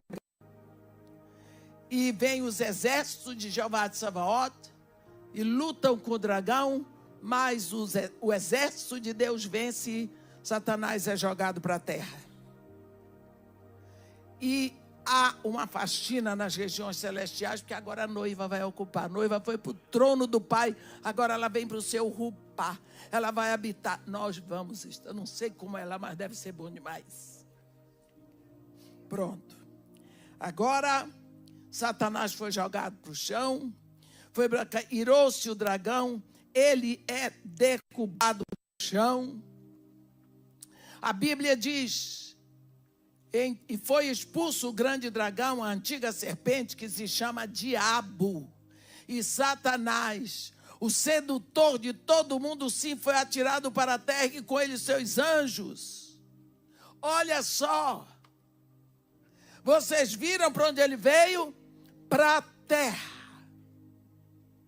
Então a terra ficou muito parecida. Depois do arrebatamento, a terra vai ficar muito parecida com o diabo.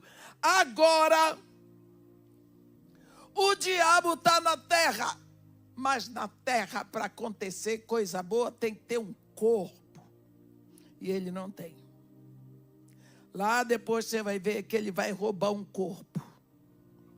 Mas o que é que ele faz? Não ficou uma parte da igreja? Ficou a virgem, as 7, não são 10 virgens? 5 subiram. 5 ficaram.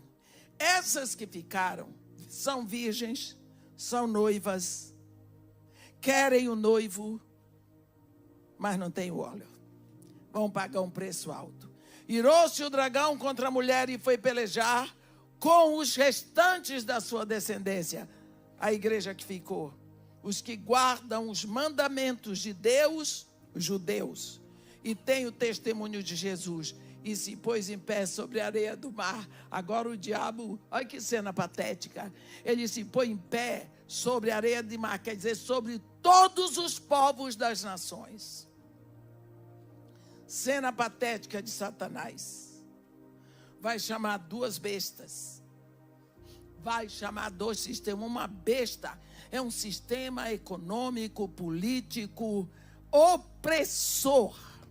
Ele chama uma besta, que é esse sistema das nações, e outra besta da terra de Israel, que é chamado o falso profeta. E dessa forma, Satanás vai comandar a terra mais de perto. Através desse sistema. Nós temos sofrido muito já com o que tem acontecido na terra. E como nós vamos sendo imprensados. Mas eu vou dizer para vocês, depois do arrebatamento vai ficar pior. Vão chegar os flagelos. A Bíblia fala de tribulação. E nós já estamos passando a tribulação. Nós não estamos na grande tribulação. Mas na tribulação nós já estamos. E assim nós vamos vendo o que vai acontecer. Até que no capítulo 17, nós somos chamados a olhar o glamour da Babilônia, da riqueza, do poder, das coisas caras, que nós não esquecemos dos que passam fome, para entregar o dinheiro, para enriquecer mais os gananciosos. Nós estamos nessa onda, meu irmão. Nós precisamos revisar a nossa vida. Revisar a nossa vida. Tem muita gente passando fome. Nós não vamos terminar a pobreza, porque pobre sempre haverá sobre a terra, mas a pobreza é um desafio. É um desafio. Quantas pessoas são iludidas por isso? Quantas pessoas? Eu tenho uma menina que trabalha comigo há mais de 30 anos, entrou no desafio, procurou um cartão de crédito, ligou para mim, estava desesperada, se eu não podia emprestar tem que pagar, ou ela paga os 5 mil reais, ou ela não sabe o que vai ser da vida dela. O que é que eu podia fazer? Falei com a minha irmã para mandar para ela. Ficou encantada com as coisas do mundo, e foi acumulando dívida. Para que um cartão de crédito na vida dessa moça? Procura na minha bolsa ver se eu tenho um cartão de crédito. Eu tenho, mas está lá em casa guardado. Por quê? Eu não preciso do que tem no shopping. Não me faz falta. Mas isso sou eu. Mas tem pessoas que vão sucumbindo sem perceber. É como um câncer que vai arrebentando com a pessoa. Babilônia. A Bíblia diz que ela estava embebedada com o sangue dos santos, por isso a boca vermelha. E João, o anjo chama João no capítulo 17, vem que eu vou te mostrar o julgamento da Babilônia. Ele leva João ao deserto. Mas quando ele vai mostrar a Nova Jerusalém, a noiva do Cordeiro, capítulo 21 de João, versículo 9, ele chama João para ir a uma grande elevada montanha. Então, você tem que escolher, ou você escolhe o glamour de Babilônia, ou o brilho da Nova Jerusalém. Nós temos aqui uma visão rápida, muito rápida, como diz o francês, en passant, do que está acontecendo hoje. Nós temos a fome devastando o mundo, o sangue derramado sem a menor piedade, os governos sanguinários, ninguém respeita Deus, ninguém tem temor de Deus, os nossos governantes estão furiosos, movidos por uma serpente, para arrebentar e dificultar a vida da igreja. Nós não podemos nos iludir e achar alguma coisa melhor. É a época. Mas Deus nos escolheu para sermos a igreja do século 21. Isto é final dos tempos. Em vez de nos amedrontarmos, devemos dizer, ei, se Deus me escolheu para estar aqui agora, ai. Ele quer um negócio, ele tem algum negócio. Deus não dá ponto sem nó. Deus não bota prego sem estopa. Eu não boto, quanto mais Deus. O que Deus quer de mim hoje? Primeira coisa, dirigido pelo Espírito de Deus, porque o poder já chegou. Nós vivemos os últimos tempos começam quando vem o Espírito para a terra. A terra começa a ter uma população específica na terra. Deixa eu dizer, capítulo 12 de Lucas, no versículo 49, Jesus Cristo diz assim, eu vim para atear fogo sobre a terra, e bem quisera que já estivesse a ardê-la. Isso é Jesus que está dizendo. Aí você diz assim, que Jesus incendiário é esse? É ele que diz, está escrito. Lucas 12, 49. Eu vim para atear fogo sobre a terra, e bem quisera que já estivesse a arder. Atear fogo. Você pensa fogo. João Batista diz assim, eu vos batizo com água para arrependimento, mas depois de mim vem um varão, de cujas sandálias eu não sou digno de desatar as correias. Ele vos batizará com fogo e com o Espírito Santo, a menos que João Batista seja um embusteiro e Jesus seja mentiroso. Isso é verdade. Como que isso vai acontecer? Batizar é imergir. Então, o batismo de João é assim, ele pegava a pessoa, enfiava dentro daquela água escura do Jordão, quando tirava lá, a pessoa estava toda molhadinha, e ela ia, onde ela ia passando, a água ia descendo, porque a água é o elemento da terra. Não importa onde você joga, ela desce. Jesus Cristo veio batizar. Batismo é imersão. ele, João Batista, ele vos batizará com fogo. Ele imerge você no fogo. Quando você sai dali, você é uma tocha apontando para o alto. Não tem como mudar isso. Porque fogo é fogo. Em qualquer lugar que você acenda o fogo, ele aponta para cima. Por isso os antigos gregos diziam que o fogo é elemento do céu. Por quê? Jesus Cristo nos batiza com fogo. Quando nós pensamos que o nosso Deus é o único que responde com fogo, nós vimos ali no monte com Elias. Porque Jesus Cristo, você se rende a Ele, você o confessa com o único Senhor, suficiente Salvador, você se rende com toda a fé que Deus lhe deu, e Ele põe você no fogo. Você sai de lá, você é uma tocha espiritual. Por quê? Qual é a ação do fogo?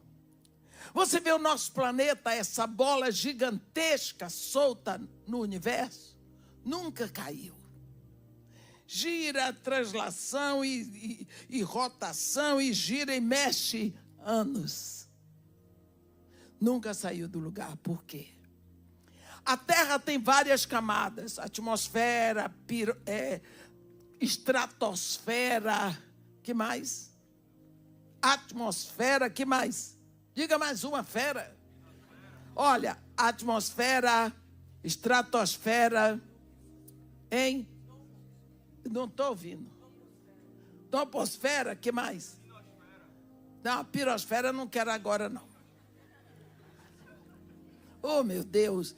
Eu pensei, ecosfera. Tá, era esse que eu queria. O pessoal fala tanto de ecologia. Mas dentro da terra, no centro da terra, bem no coração da terra, Deus botou uma camada pirosfera, uma camada de fogo. Essa camada de fogo no coração da terra faz com que a terra fique solta no ar. Porque o fogo, ele tem esse poder de tornar as coisas mais leves. Já soltou um balão? Ninguém vai se acusar que ninguém é bobo, todo mundo é crente. Você prepara o balão, na boca do balão você põe um aro. Prende nesse aro uma bucha. E nessa bucha, quando o balão está prontinho para soltar, você molha aquela bucha num material incandescente. Inflamável, quero dizer. Quando você toca fogo ali, uau! Olha o fogo na boca do balão. Aquele ar quente do fogo vai enchendo o balão. Daqui a pouco o balão vai subindo. Não cante o resto. O balão vai subindo. Por quê? Por causa do fogo. Eu já vi, quando eu estava fugindo do Iraque para o Kuwait, um míssil do Iraque atingiu um avião do Kuwait, um avião bombardeio, e explodiu o avião no ar, e o avião virar uma bola gigantesca de fogo e parar. E daqui a pouco, ele foi descendo pouco a pouco. Aquela fuselagem toda solta no ar. Vinha como se fosse uma palha seca. Por quê? Fogo. Quando você se rende a Jesus Cristo, você se entrega todo. Pega você, imerge no fogo. Você sai dali como um balãozinho. O fogo começa a puxar você para cima. Ele começou um processo na sua vida. Ele vai tirando você do mundo, não é do planeta Terra, mas de um sistema satânico chamado mundo. Você vai sendo retirado pouco a pouco. Agora o Espírito Santo começa a comandar. Você pensa que você ainda está mandando. Negativo. Negativo. Ele começa a tirar você do mundo. Aí daqui a pouco você diz assim, gostava tanto daquele pagode. Agora não gosto mais. O povo vê primeiro, eu, hein, fulano, você está diferente, agora virou Bíblia, né? Está dando dinheiro para o pastor, né? Cuidado, fulano, tua mulher está indo na igreja. Daqui a pouco ela está pegando teu dinheiro e dando para o pastor, porque eu nunca vi os ímpios se preocupam com o seu dinheiro.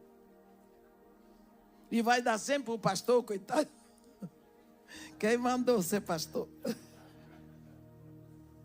Ele começa pelo batismo de fogo retirar você do mundo. Pouco a pouco. Você não percebe. Se você olhar para trás, você diz, meu Deus, como minha vida mudou. Você começa a se achar estranho. Sabe por quê? Você já viu mulher, quando está grávida, começa a ter os desejos estranhos? Porque tem outra pessoa dentro dela. Não é? Acontece que veio uma pessoa para dentro de você chamada Espírito Santo. Você começa a ter desejos estranhos. Você começa a ter desejos pela Bíblia, pelo louvor, pela adoração. É estranho, você se torna uma pessoa perigosa. Este povo esquisito está aqui na terra, somos nós. Vencendo, lutando, ainda pecadores, vivendo os últimos tempos. Deus conta com você. Pelo seu clamor, pelo seu empenho, pela sua adoração, pelo ensino da palavra, mas acima de tudo, pelo seu amor. Porque é pelo amor que nós vamos pregando o Evangelho. Vamos anunciar o amor de Deus. Vamos dizer que Deus se compraz em perdoar. Tudo o que Ele fez foi para perdoar. Porque esta igreja que está aqui anunciando esta vida é a igreja que vai subir. Os sinais estão todos aí. Tudo que você está vendo acontecer está certinho. Desde ontem nós estamos falando. Infelizmente não dá tempo da gente ir falando mais.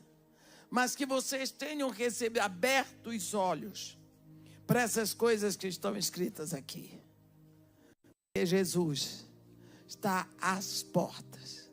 Eu vejo o empenho com o qual o Espírito tem me dito para pregar a visão escatológica, chamando a atenção do tempo.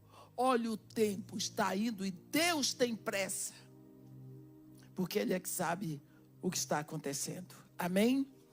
Que Deus nos abençoe e nos guarde, que faça resplandecer o seu rosto sobre nós e tenha misericórdia de todos nós. Amém.